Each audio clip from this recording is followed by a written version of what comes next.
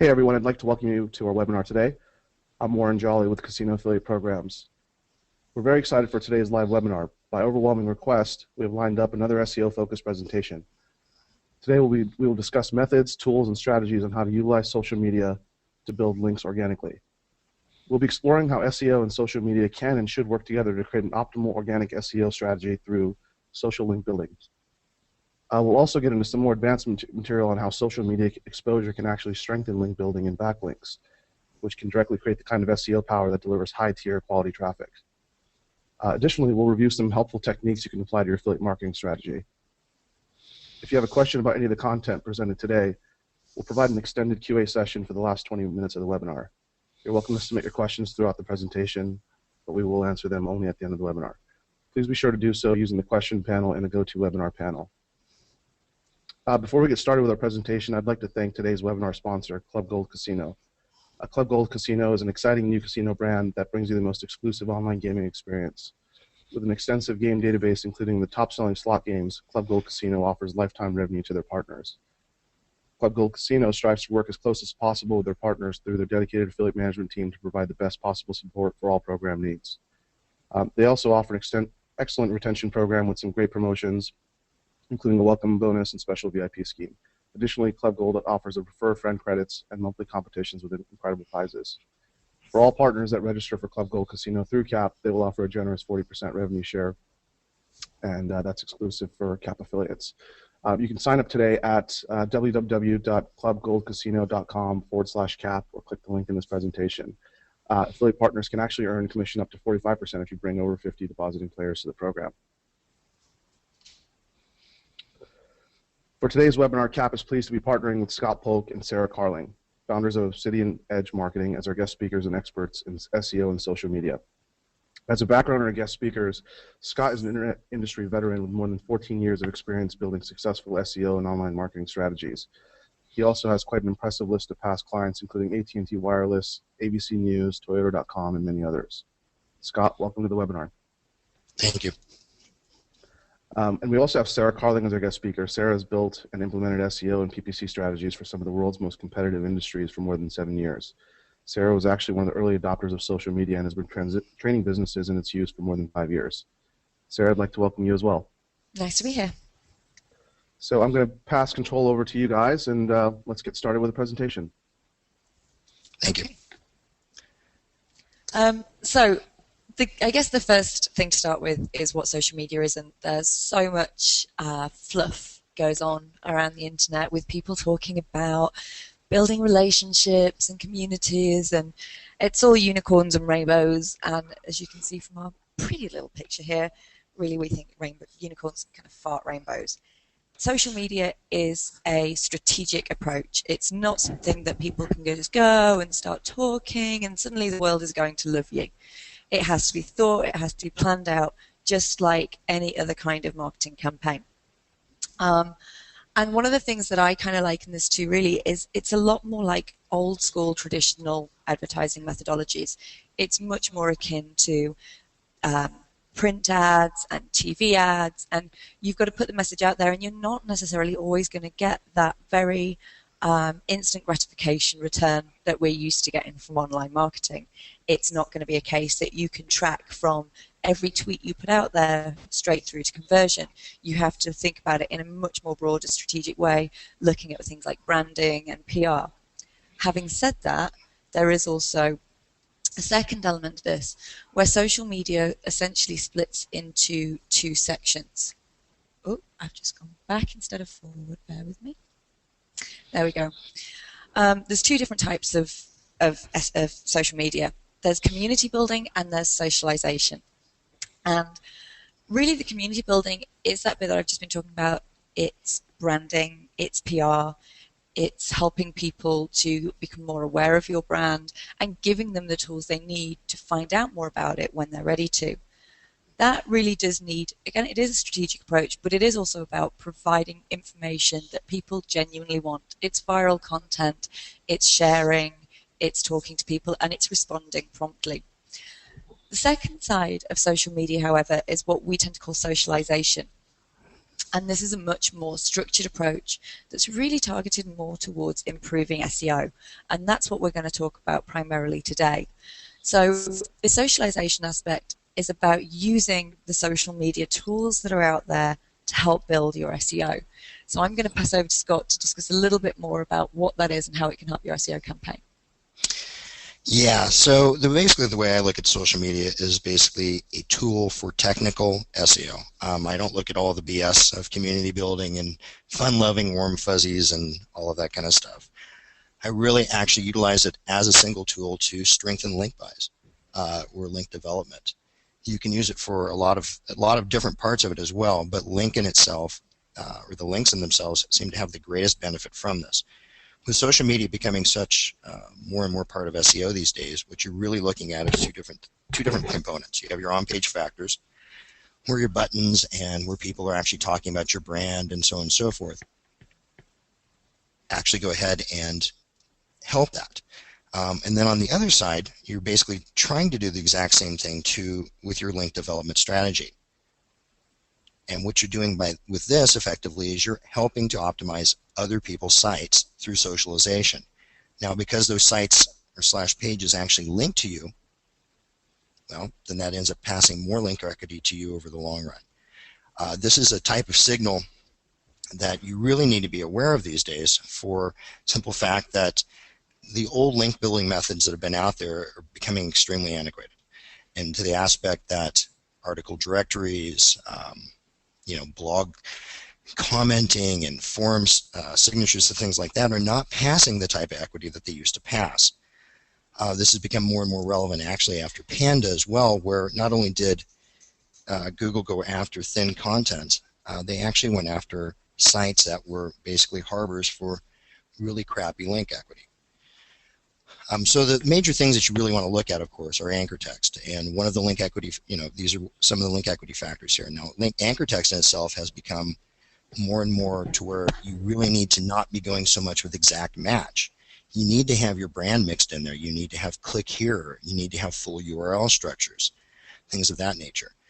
You need to make sure that your page topic is actually relevant to the site that you're trying to link to or the page that you're trying to help rank.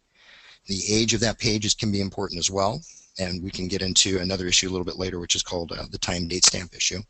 And then also the site age or authority is extremely important.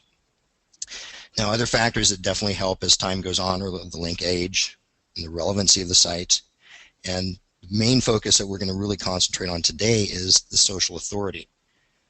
We utilize social authority to help bolster those links so that they actually help the pages that are linking to you rank themselves.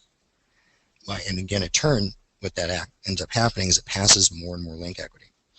Now, especially with Google, we've got a little thing that I like to call the time date stamp filter. And pages or sites out there that have time date stamps, such as blogs and news sites, seem to have a shorter time to live on a page where a link is pointing to you unless something happens. Now, different factors are always included, but inbound links to this page, socialization, user commenting, people tweeting about it, so on and so forth, seem to basically combat or discount that filter entirely. So what you're really trying to look at in some aspects is the fact that if you're not helping SEO other sites, the links that you're building on them may end up not passing equity for you at all.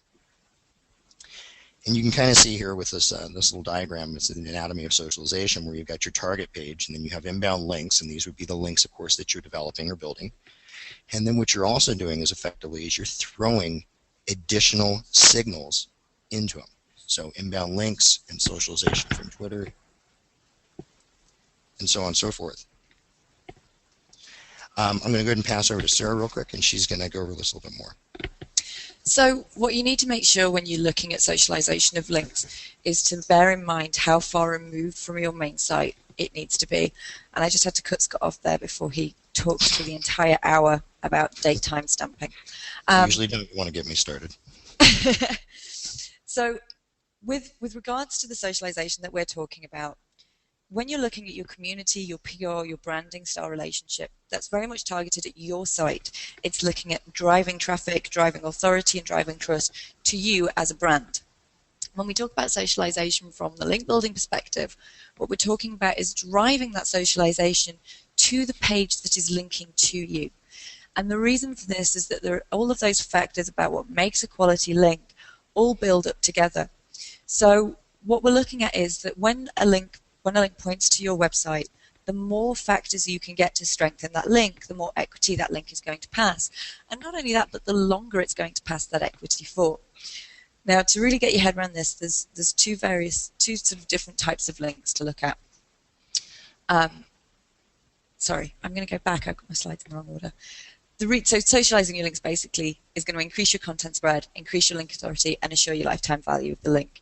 So it's about making that link stronger, making it pass more equity, and making it have a longer lifetime. There's two different types of links, and this goes back to what Scott was saying about date stamping. And I am going to pass back to him to let him finish his thought about that in just a moment. But we have two different types of links. We have links that are date time-stamped and links that are what we call resource pages. So this first graph shows the lifetime of a date time-stamped link. Now what kind of happens with that is that Google understands that if you post a blog post today, it's going to take a long time for it to build up the volume of links that would be required for it to rank without any assistance.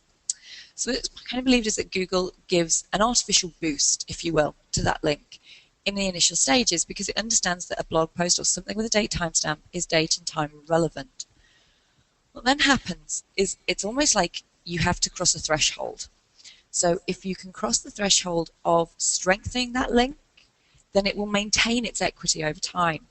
If that threshold isn't crossed, let's say your blog post doesn't get enough socialization, no one talks about it, or there's not enough links coming into that post, then over time the value of the link equity from that post will drop.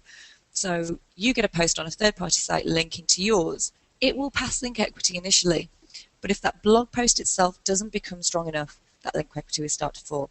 That's where we start to use socialization to ensure that that blog post is seen as strong enough to warrant continued link equity to your site. The second type of link that we tend to look at is resource page, and these are pages that aren't date time-stamped. Now what tends to happen with a resource page is that it is given the equity based on the value of the site. So if you get a resource page link on a really strong site, it will pass a certain level of equity over. However, that equity can be increased if that resource page is then strengthened. Again, this is by getting more inbound links to that page, it's through socialization, it's through all of those other factors that affect a link. So what we're looking at is with the resource page is actually slowly increasing the equity over time, again through socialization, through continued link building, which will strengthen the equity that that link is given. So Scott, I know you have a lot more to say on this in regards to date time stamping and how that works in more detail. Well, effectively, again, with the time date stamp issues, is that what we've seen that pages or sites that are considered to be blogs, newspapers, things of that nature, seem to have a shorter time to live on articles that don't get any type of traction at all. Now, again, that's not to say that you can't have a blog post out there that could rank for 10 years, because it actually can, but more than likely what's going to happen in order for that to happen, for it to continue to rank, is that it's going to have inbound links to it. It's going to have user interaction in the aspect of people commenting. It's going to have to go slightly viral. So your job as you're doing SEO is to stimulate, to create a false, I shouldn't say false, but to basically create the look and feel of something that's happening virally. When you do that, what's happening again is twofold. You're actually doing SEO for another site, and you have to get over the fact that yeah, you are going to be doing that. You need to do that simply so that you can help pass equity. I mean, we used to kind of call this supercharging of links. So basically you would go out and have a link built for your site, develop that relationship, put it on there, and it's going to pass a certain amount of equity. If you were to actually link into it from additional sites, or to tweet about it, like it on Facebook, share it on Dig, help it go viral, or at least appear to go somewhat viral, then that link in itself starts to pass more and more and more equity. And that equity lasts for a longer period of time. I mean, it used to just be a very simple rule to where you would build a link on a page, And over time, the more time that that page aged and so on and so forth, and there were all these positive things happening even on the site, that link would in turn pass more and more equity. But Google came out with basically an idea of, well, let's treat these sites like news sites. Let's give them an artificial kind of boostish in the beginning of it, and then they've got a time to live. So if certain things don't happen, certain signals don't happen, where they can actually go and find markup for that, these different various footprints, then we're going to start decreasing the value of that link. And again, what we're trying to do is help you combat that by actually stimulating. And again, it has twofold. It defeats any time date stamp issues, and it also helps you pass more and more link equity to the site that you're targeting. Okay, so once you understand why what the benefit of this is, you have to understand that it has to be done right. As with everything with Google, if you go about something in a slapdash way and it doesn't look natural, it doesn't look genuine to Google, it's not going to work. And if anything, it's going to have a detrimental impact. Now, this diagram here is my attempt to represent a genuine social network, and that is, it's just chaos. In real life, social networks don't follow patterns. They don't have everybody in a group having the exact same interests. Not everybody is the exact same age. There is a very natural, organic pattern to social networks. And this is quite obvious. If you ever watch when you share something on Facebook and go back and do a bit of a search for maybe that blog post title, you'll find that things get shared in the weirdest places, and the people who you would think were least likely to talk about something are actually the ones who are sort of sharing it the most. Your mum picks up something really funny that you'd kind of hope she didn't see. All these sorts of relationships go on in the real world. What tends to happen when people try and create social networks, though, too far forward. Will that go back for me?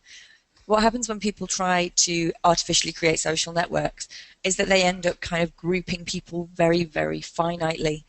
And you kind of have, well, this is an article about green fish, so everybody in my group that I share it with, or everybody who I create to share it, is going to be a green fish lover. And that's just not how relationships really work. So what you need to do when you actually set out to start socializing for links is really think very carefully about how you design the network of people that you're using to do this. Now, so essentially, to successfully socialize, you need to design for chaos. And there really is no other way of putting it. You need to ensure that there is a good variety of people, but also that there isn't that interconnectivity. And for anyone who's ever spent much time doing sort of link building in the last sort of 3 or 4 years, think back to the networks that started getting created probably 4 or 5 years ago, and how easy those now are to spot, because you have similarities in IP range, you have similarities in site content, you have similarities in design. It's very much the same with social networks. Google is able to spot those similarities in people's profiles and use those to determine whether or not your socialization is legitimate or somewhat contrived. So again, I'm going to pass over to Scott to talk a little bit more about how to successfully design those networks and how to use this sort of socialization technique. Yeah, exactly. What you need to do is design chaos, design something that is very, very organic looking to the best possible way. And hopefully in this design you actually pick up a few influencers here and there, or a couple of the accounts or profiles that you end up developing actually seem to have some real social influence on there. And what you need to really do with that, of course, is go ahead and you need to really think way broad spectrum. And a lot of times this becomes a little bit of a daunting task. If you're going to develop social profiles, you need to make sure that these profiles are developed over many social networks, and you want to randomize the networks that they're on, even if they're not all target for you. You also want to, as you're promoting content itself through social profiles, that you want to make sure that you promote less than 10% of your own content. You know, maybe you work some deals with some other people to where you help promote their content as well, or you just randomly start promoting content based on demographical profiles that you should have attached to each one of these social profiles. So, you know, if you have John Doe 5, and John Doe 5 lives in Philadelphia, then he's going to end up tweeting or socializing stuff about the Eagles more than he would the Denver Broncos. But, he also has other interests such as cooking or motor boating or, whatever. Wow, I said motor boating. Other things of that nature, for the simple fact that, people don't normally just socialize and talk about a single topic or a single thing. You definitely want it to kind of be architected to where it starts fitting that demographical profile, but you need to make sure that it's as real as you possibly can. Now, I am all about automation within SEO, but you need to also always remember that you're not going to be able to actually automate everything. You can try as good as you can, but there's always going to be some sort of footprint and stuff that can be found. If you really want to understand how Google views these social profiles, there is a great document that was put out, I believe it's on SharePoint, and it's a Googler has basically released the documentation that on the research that he was doing, and I believe this was while they were developing Google Plus, which they've obviously just released. And this document, I mean, it's very, very long, but it's actually very entertaining too. And it talks about how Google looks at social circles, which of course is where the circles within Google Plus come from. And you can see from this document how Google is analyzing social networks. And they are looking at how, as an individual, you may have your hockey friends, you may have your drinking friends, you have your old university friends. And these groups don't often intermix. And they've even got some funny slides in there, I believe, about, if you invite your old university friends who can, chug beer and are still going to want to do that, out with your hockey friends who are all very clean living because they're all very into their sports, you're going to have a bit of a disastrous night. And they feel it's the same way with social media, that if you try and integrate too many groups into a single location, what you actually get is a very displeasurable social media experience. Now, from the side of obviously looking at Google Plus and how they've developed that, you can see how that is feeding into that mentality. But more in terms of assessing your socialization and your socialization networks, it's very much a document worth reading, because if you look at that and think, if Google was looking at my network, if they're looking at the network that I'm using to socialize this piece of content, does it actually go along the lines of what they're already showing and have been showing for some time is what they believe to be a natural formation? Exactly. So again, when you're actually developing this out, you really, really, really need to think about how would something naturally look. And as we like to say as SEOs, if Google can figure it out, or if you can figure it out, more than likely Google can figure it out. So don't think you're always smarter than them, because honestly they are kind of deafblind and stupid, but try to actually architect it in a way that it's going to be more difficult for them to find. This will take your strategy and actually make it longer than it normally possibly would. And again, things definitely get burned, and it really depends on your resources, but I mean, there's definitely some great tools out there that can help you along with this. They help you design chaos, whether it's Hootsuite or TweetAdder or programs like this that can help you design. You put a little bit of manual effort in it. You find people, and I love to say just on Odesk, get them to actually do some actions for you, manually do it. I mean, use proxies. Go to a company like SEOproxies.com, get a couple accounts there. Make sure you can randomize so that things look like they're coming from natural positions, and people are all over the planet. And don't forget that social isn't just about Twitter and Facebook either.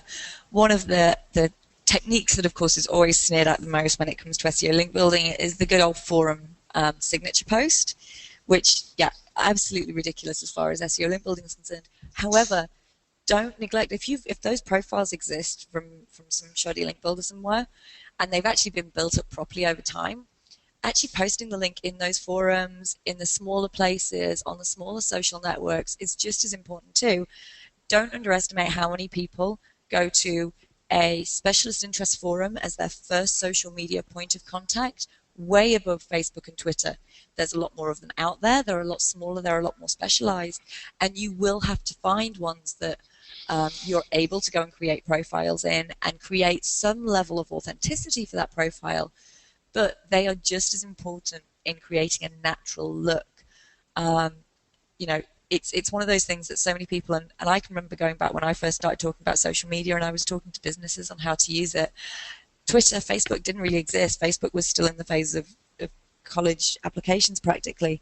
But what we were talking about was going to small business forums and building relationships and networking and being able to do it without having to leave your home to go to a BNI breakfast meeting at some ridiculous hour before the sun's risen. But those sorts of forums are still out there, and they're still being hugely heavily used. And the great thing is they're not being used by social media marketers who are just obsessing over Twitter right now and wasting hours trying to find a valuable way to market through LinkedIn. It's those places where people feel the most comfortable. It's those small community forums. They are your small group of friends, and if you neglect to use those for socialization, you're missing a huge chunk of authenticity from your profile. So again, it comes down to diversification, building chaos, and utilizing as much as you possibly can. I mean, what you have to remember, coming back to the link building, is that links are an evolving part of SEO. You need to be able to evolve with them as the algorithms, and actually, in my opinion, way before the algorithms ever change. You don't want to be what I like to call chasing the dragon, and relating it back to drug addiction. If you're always going after what's there and what's working right now, and that's what you're doing only, eventually it's going to change, and eventually everything you've been doing is no longer going to work. Plan ahead, really think ahead, really think towards the future. Look at the things that you're hearing and coming out with, and design strategies around that. The way that we build links, and the way that I've done it for even some of the large gaming clients that I've worked with, is the fact that we really think about where it's going to be going in the future.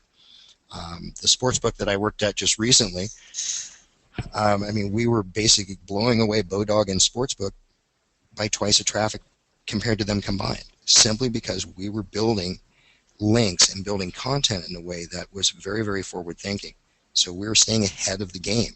And that's actually a very, very important thing that you have to keep in your mind as you're doing this. It doesn't mean that you can't concentrate on what's happening now as well, because you have to. But you really need to start building for the future. And if you can take what's happening now and add on the social and add on the direction that you believe Google is going to be going, you're going to be way, way ahead of the game. And that's, one of the things that I do. I don't try to necessarily figure out exactly every little thing that Google is doing now or what influences Google's decision now. I really try to look forward to the aspect of where Google's going to be going, and then design something that I believe will still work with the knowledge that I have. And so far, it's been working very, very well with it. And, you always have failures, you always have success, and if you're not losing some games and while you're doing SEO, you're really not, in my opinion, probably not learning very much. You've been very lucky, of course, but you're not learning very much. And this is one of those areas where you really only have to look back to what Google did previously to help you learn how to do this, how to do a technique like this very, very effectively. Socialization now, I believe, is taking over where the original PageRank algorithm, as it was back when Google was launched, left off. Where Google originally said, we're going to look at how many sites link to you to see how trustworthy you are, they're moving more and more now towards, we're going to see how many people are talking about you. The web's changed, the web's evolved. It's not now about websites dictating to people what content should be there. It's very, very much about every single one of us being able to put as much content as we like on the web. Even the most untech savvy of us now can go on Facebook and bang out their thoughts to their heart's content. We've got Tumblr, we've got Posterous, we've got all of these platforms that allow every single person to put every thought they have online, which means that it doesn't actually matter so much now how many websites are linking to you, because when everybody has a website, it becomes about how many people are linking to you. And that's where Google are going. So if you look at the evolution of the website link methodology, how Google started to crack down on spam, how Google started to penalize for people using links illegitimately, how it began to crack down on paid linking, how people began to use paid linking, how the people who were thought leaders 10 years ago used the algorithm against Google to try and get themselves ranked. There are a lot of those techniques that are now applying to this socialization aspect. But again, you have to be careful because you can see how Google battled that over time. So definitely go back and look at the evolution of links from websites. That same thing is going to be happening it's going to happen a lot quicker. It's probably going to happen over the next 2, 3, 4 years rather than 10, 11, 12. But that's going to be happening over the next few years in terms of socialization, because Google is very much looking now at what is the population liking? How is the population talking about a brand? And that's, again, it does tie back to the PR and branding aspect a lot, but in terms of this socialization, this slightly more strategic viewpoint, something you very much need to take into account so that you can ensure that you're not running a risk of, in 6 months' time, when Google updates something, when Google starts to spot a new technique, being the one who's left with their links losing equity. Okay, so we got about 10 more minutes, and we're going to go ahead and kind of talk a little bit more about, I think, some of the tools and how we actually help kind of build some of the social networks that we utilize in for SEO, and actually mainly for link building. What we've done like with clients that we work with is we'll go ahead and take on an initiative to where we'll build out 25, 50, 100 different social profiles across the board. Now that first starts with basic background research into the client and the target audience. From that point on, we go ahead and move towards finding out what their demographics could be. So if we're talking about like a casino player, or say, let's just say slots, like a slot site, then we're going to probably primarily know that the majority of these people might be women that are playing. So we're going to design social profiles around that. We're definitely going to mix up, but I would probably say, just off the top of my head, we do like 75% women, 25% men that are geared strictly towards slots. Build those social profiles out, locate them all across major different hubs in your target audience. So if you're US facing, or if you're facing in the UK or the EU, then you'll want to build those profiles in those locations. After that, then we start actually building out and populating across the different social networks that we're going to utilize. Facebook, Twitter, Dig, Reddit, any of the niche social media or social news sharing sites are great. Build those out, populate those with content, and start slowly utilizing those to tweet content. Hey, my name is blah, blah, blah, you know, just going out there and starting to become social with them. And a lot of this you can actually automate ahead of time using tools and things of that nature. Then you want to go ahead and throw a couple people on there, start throwing in some of the content that you're trying to, that you're looking for. Start with the socialization process. You want to do this all in parallel with your link building process. And as you're building links out there and you acquire a link, socialize it immediately. Get it out there and socialize it within 24 or 48 hours from that post or that page going live or that link going up on the page, depending on whatever the method is that you're utilizing. You want to make sure that it has it so that one of two things. If the site is a slow crawl, you can actually stimulate the crawl and the population of that link so Google's is aware of it at a much faster rate. And if they find it naturally through socialization of this kind, then it actually may end up having a little bit more weight being passed towards you because they're finding it organically. And if they're following a tweet or a Facebook share or something of that nature, then it gives they've discovered it themselves. A normal crawl is a little bit different, but I think through socialization you're going to be absolutely fine that way. And then start diversifying. Again, some of the tools that we use for the automation process especially are going to be like TweetAdder, which I think is probably one of the best tweet products that we've actually seen out there. Hootsuite, and yeah, a lot of these are repetitive and they kind of overlap, but we utilize a lot of them just to get that diversity and to make it look different. I mean, people will use multiple desktop applications or web apps to do and socialize the same content on the same or various different networks. Those are really, really great tools that you can use. The other thing you want to use is, I personally use, is link wheels. Google Link Wheel, their link, I can't remember the name of it right now, but basically shows the relationship between things. And then we also do synonym searches, which you do within Google. You find the little tilde and then the keyword itself, and then what Google bolds as our synonyms. We actually use those as well. So we don't like to use a lot of exact anchor text anymore, especially in the socialization process as well. Use brands, because links now, good link portfolios that you're seeing out on the web for sites that rank really heavily in the space, you're seeing in upwards of 80% of the anchor text has brand mentions in it, or is a brand mention itself. Now, whether that's a URL anchor text, or if it's just the brand itself, or whether it's keyword at brand name, so on and so forth, that is what you really want to kind of achieve, is to get that diversity and make it look like the rest of the web. And there's another angle to the anchor text. The way of looking at anchor text too is that sites that are ranking around a theme don't just have anchor text, or don't just even talk about a single word. So the example I always use for this is if you wanted to rank for chocolate, there's a chance that some of your links and some of the content on your page, and this all interrelates, would talk about things like milk, cocoa beans, smoothness, dark, all these different words that are actually very much related to the term chocolate.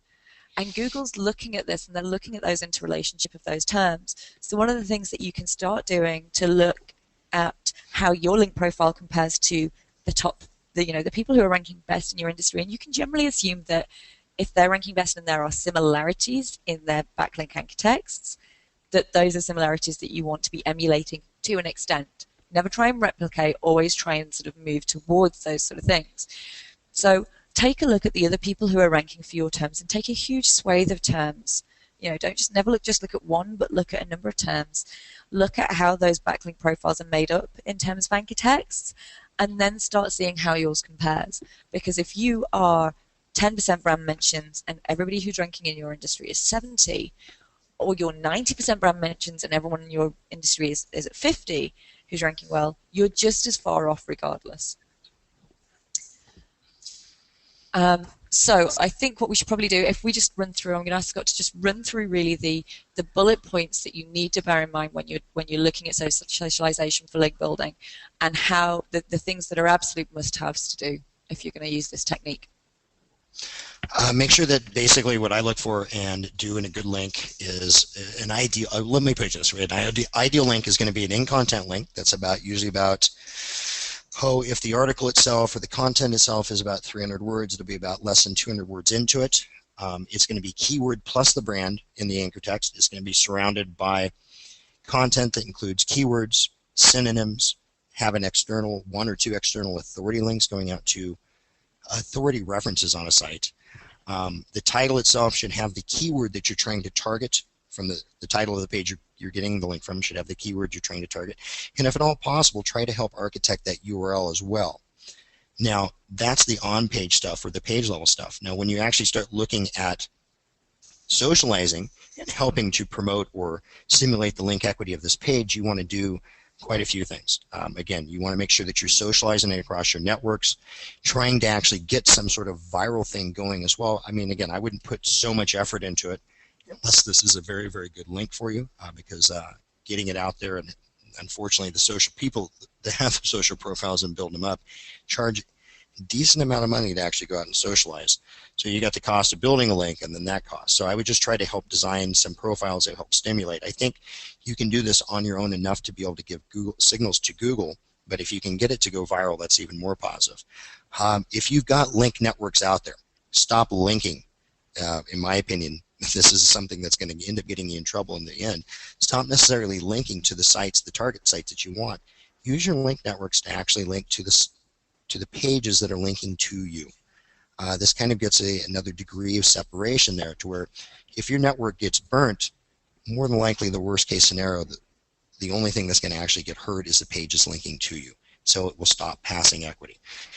The further away that you can actually set this, the better off you're going to be.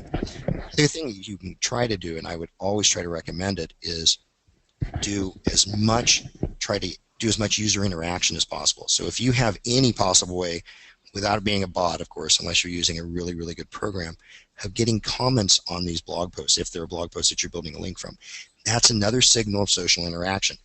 Don't just tweet from programs. Actually go and click on the buttons. These are definitely signals that Google and Bing are looking at nowadays. So you want to take that into consideration. Some just automate, some actually go and manually click. That's why I use Odesk, places like that, where you can find little armies of people built, in different places. Where it's not going to cost you a lot of money to do it. Now, there also are some networks out there that I've seen out there. I've tried a couple of them. Not superly impressed as far as their viability to help go viral. But that is to go viral themselves, but they definitely do help give social signals out there. And sometimes this is enough to actually make that link have a longer time to live and actually pass more equity in the end. I know I'm starting to ramble, so I'm just going to turn it back over, and I think we're okay. So Warren, over to you for Q&A. Great. Thanks, guys, for that detailed information. So I want to go ahead and open up to the audience for some more questions. We do have some pending, but if you do have questions, please go ahead and fill them into the questions box, and we'll get them to our presenters for answers. First of all, Sarah, and I believe it was slide 14, there was a document that you mentioned. One of our attendees was just curious, what is the URL to that document that you referenced? The Google document? Yes. Off the top of my head, I don't know. It was something that Scott actually mentioned, triggered that little memory for me, but I'll start looking it up now and hopefully have it for everyone before the end. Great. If not, we can always email it out to everyone as well. So, right, moving on to the questions.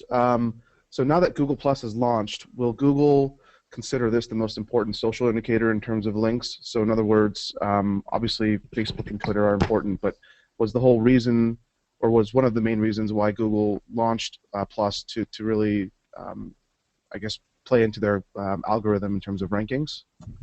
In a simple answer, no, it's not the most important, nor will it ever be the most important, but it is going to be one of the networks that they're going to be able to gather the most data from.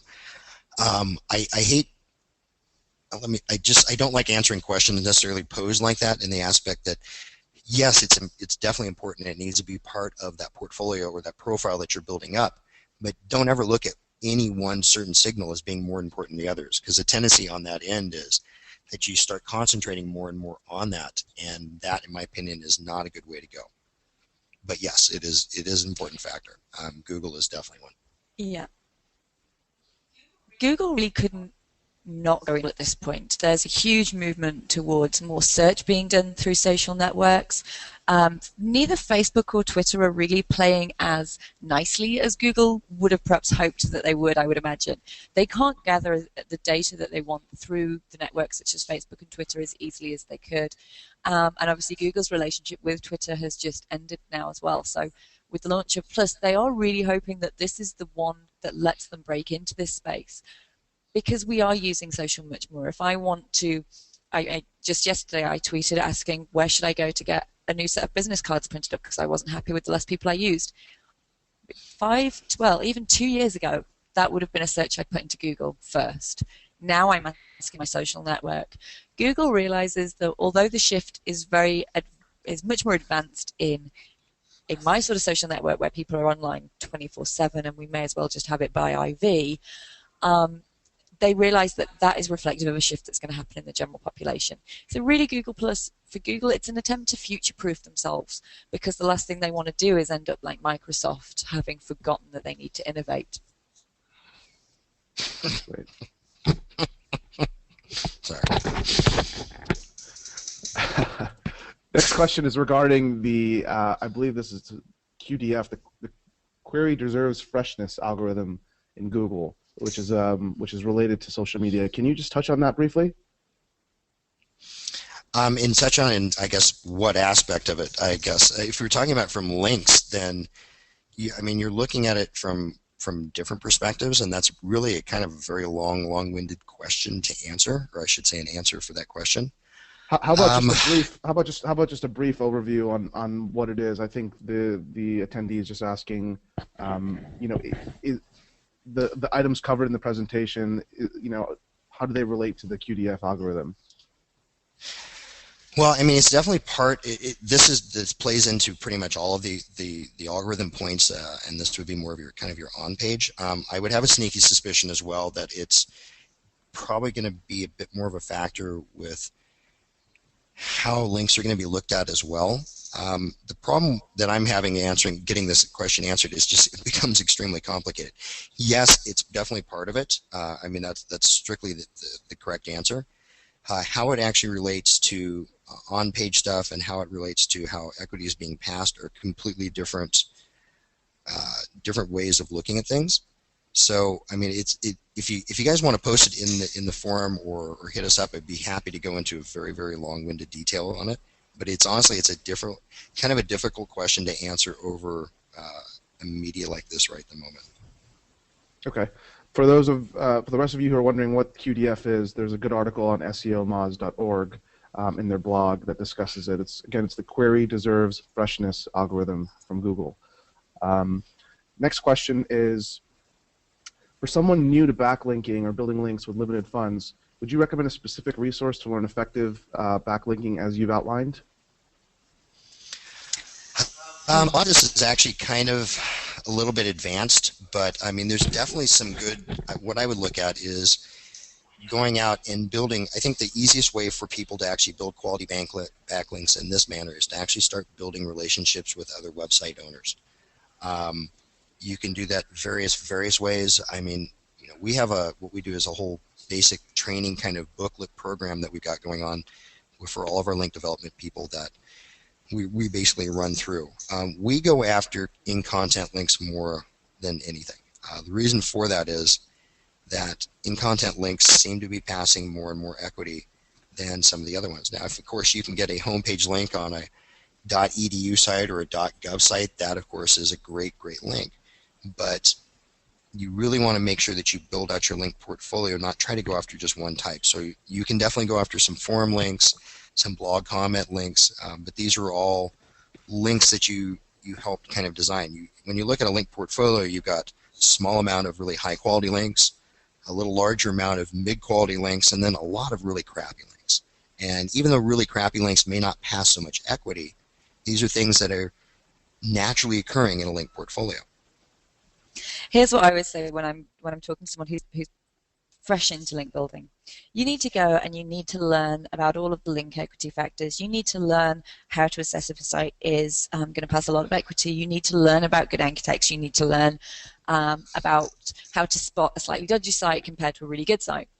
Once you've learned all that, though, you kind of need to just forget about it, because a good link is one that someone who, with no knowledge of link building, is going to look at and go, and not notice, because it's meant to be there. It looks like it's right on the page. It looks like it is a genuine link from me to you. A link at the end of the day is a recommendation, and it's no different to your neighbor recommending their window cleaner to you. If it's false, if it comes across as being forged, you're not going to trust it. And that's exactly what all of this criteria, you know, when you in terms of advanced link building, you can look at it in a very scientific way. But at the end of the day, so much of it still comes down to gut feeling, that once you understand the actual building blocks of a good link, you really need to just look at it and go, you know what, does my link really belong here? Because if the answer is no, it's never going to be a good link, no matter how strong that site is.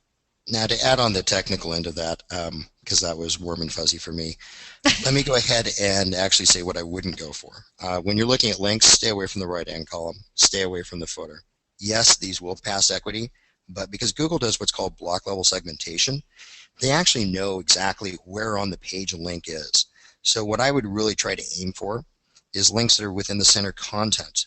It doesn't have to be necessarily in content, but that center well, if you want to call it that, of the page, where it's not in the left-hand column, it's not in the right-hand column, it's not in the header area, it's not in the footer area, it's in the actual meat and bones of that site itself. With block-level segmentation, I mean, Google is basically able to determine where everything is on a page based on HTML markup, some sort of browser rendering. If you know, that's something I've been waiting for them to do for so long. So you really want to concentrate where your links are. What we found is with right-hand links and footer links is that either you get counted for one single link off that entire site, or the equity in itself, or a combination of these, the equity itself that's being passed is not as high as if it were somewhere located elsewhere on the page. So you really want to take that in consideration. Now also, if the site has a lot of links to, say, other casinos, and that's what you're building for, I actually tend to stay away from those. And if I do find clean sites out there that are topically relevant and things of that nature, as we're talking about getting links and everything, we negotiate without exchanging money, cough, to get exclusivity for a certain amount of time on that site in itself, to where other people can't build links for the same type of industries and areas. We do that so that that link will be able to age by itself before that site ends up becoming polluted in the end.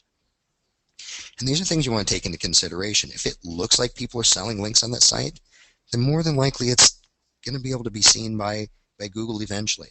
They love automation. They love being able to automate programs and find things through markup and markers. So yes, I mean, these links definitely do pass equity. I'm not going to tell you they don't, but these are not the types of links that I will ever build for my clients, for the reason that they have a very short time to live.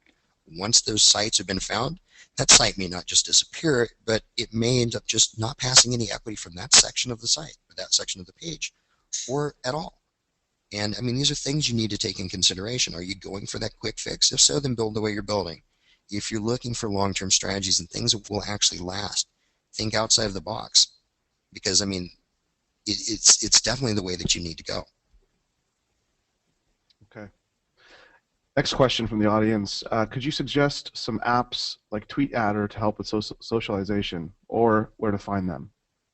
TweetAdder is at tweetadder.com. Hootsuite is at hootsuite.com.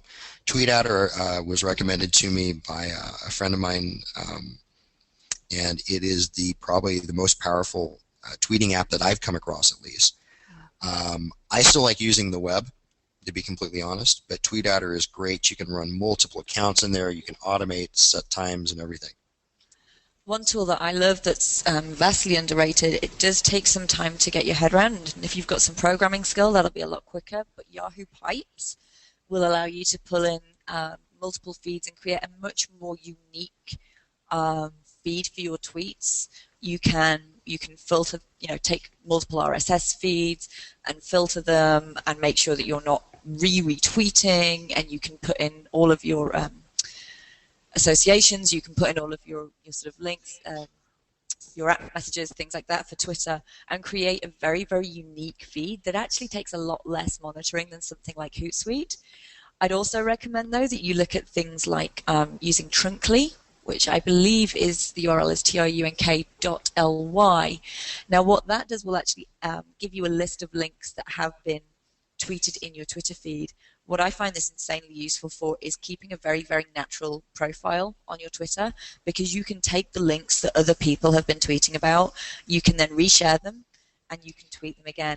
And because they're going to be showing up in this a lot, you can see which ones are popular, which ones have been retweeted by a lot of people. So you can actually help bolster your own profile presence by using tweets that other people are finding useful and popular.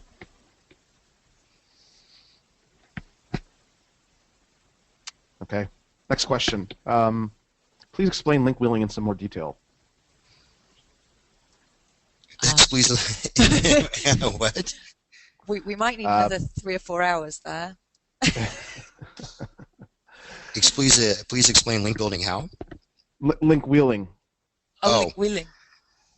If you're talking about link wheels, and I think I may have misspoke, then that's something I probably stay away from. That's a link building method that, well, I mean, it's going to pass some equity out there, but it's the new three-way linking thing. I was more referring to Google Wheels. The Google Wonder Wheel, I think. Yeah, the Google Wonder Wheel, that's what it is. So I actually believe may have recently been removed in the last week or so. No, too bad. I'm just going into Google now to check.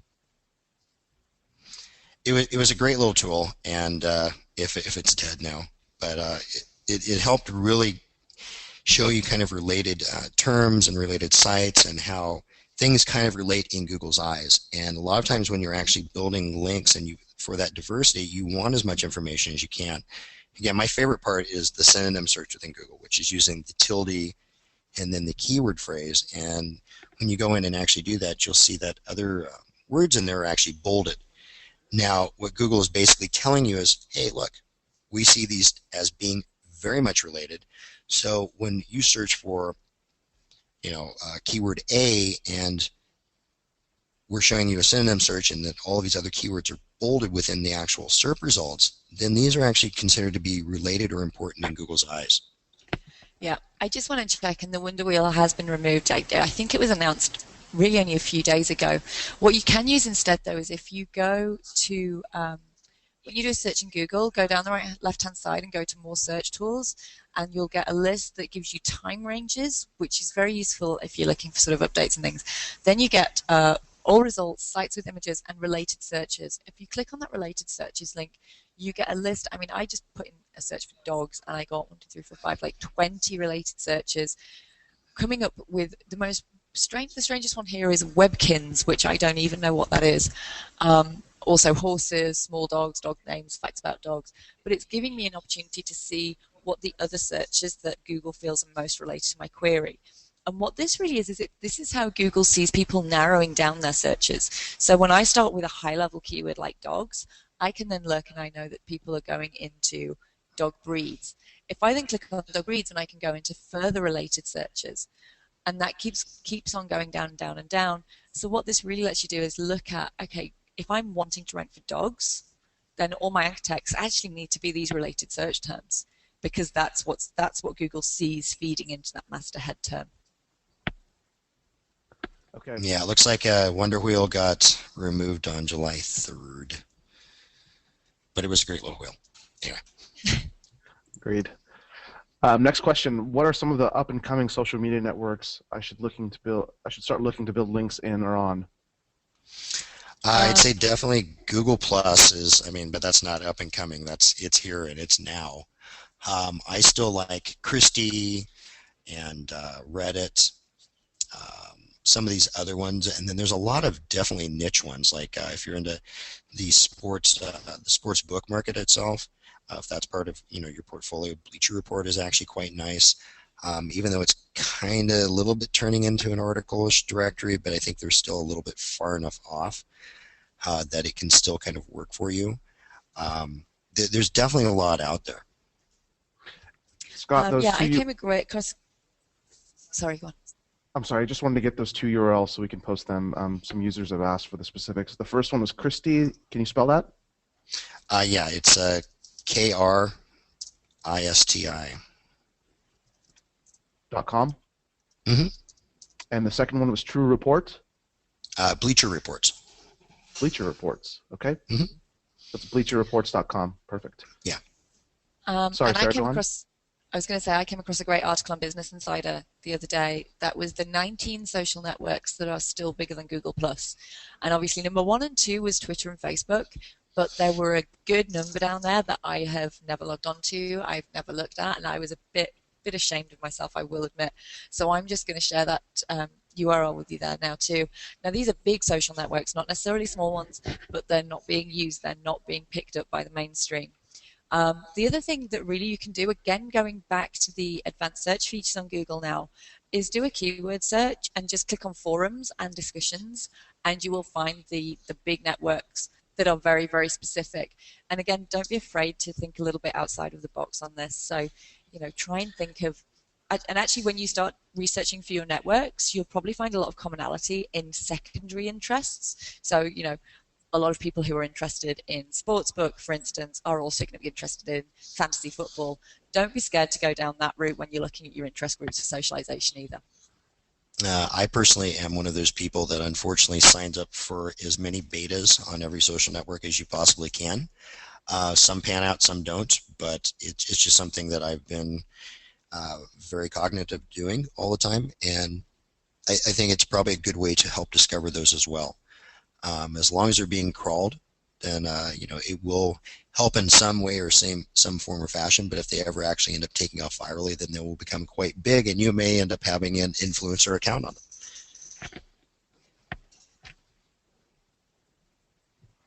Okay. This will be our last question. What is the single most important type of link I can acquire from social media to benefit my site's SEO? There isn't one. It's the combination of everything, and I know that wasn't the answer that the person was looking for, but in all honesty, there isn't one. There really isn't. You really need to actually look at it as an effort that you design across the board. And again, you're going to be passing some link equity even through links from social networks directly to your site or to your page. But what you really should, and in my opinion at least, is you really should be looking at is passing those to the links that you're building. Social signals are acting more and more like links. Will they actually become much higher weighted than links? Not in my opinion, no. Links are still much more difficult in that aspect to acquire, if you're talking about a natural link, that is. versus, social signals. I mean, there's networks out there now that, there's a place somewhere in the UK that right now you can buy 50 Google Pluses for $19.99. So there's a lot of little cottage industry starting up like this. And I mean, trust me, Google's engineers are very, very aware of this. How they're actually going to combat it, it's kind of a little bit difficult to say at this point in time. But, all they have to do, if you think about it, is access one of these accounts, sign up for it, pay the $19.95, and track and see where the Google Pluses come from. Then they can theoretically go ahead and build a little filter and completely negate all of those. So you really want to diversify. And again, getting back to it, there isn't one single one that's more important than the others. It's a combination. It really depends on what you're going after. Like, I particularly like LinkedIn. If you're in a financial space or you're in a business-related space, LinkedIn passes a lot of social signals, in my opinion. But if you're in gaming, LinkedIn's not really going to necessarily work for you unless you're doing something that's business-related as far as an article. So you really just can't say that there's necessarily one. I'm going to go with a warm and fuzzy answer on this again that Scott's going to hugely dislike. For me, the best link you can get is the one that is done in such a way and from such a person that it makes 20, 50, 100 other people want to provide a social link to you too. Oh, fine. Show me up. Okay. I think that makes sense. Well, of course it does. Came from a woman. Well, it's true. I think if you can, just like when you're designing a site for the users in mind before SEO, if you're getting a link that's going to come from an authority, it naturally, will expand upon itself. So viral will trump anything that you architect. I mean, it honestly will. Agreed. Okay, well, I'd like to go ahead and wrap things up. I want to thank everyone for attending today's webinar and asking all the great questions. I think that was a really good mix. And definitely thanks to you, Scott and Sarah, for being our guest speakers, and again, for providing such excellent content on how social media and SEO can truly expand one's link building efforts. Thanks again, everyone, for joining us, and have a great day. Thank you. Bye. Bye-bye.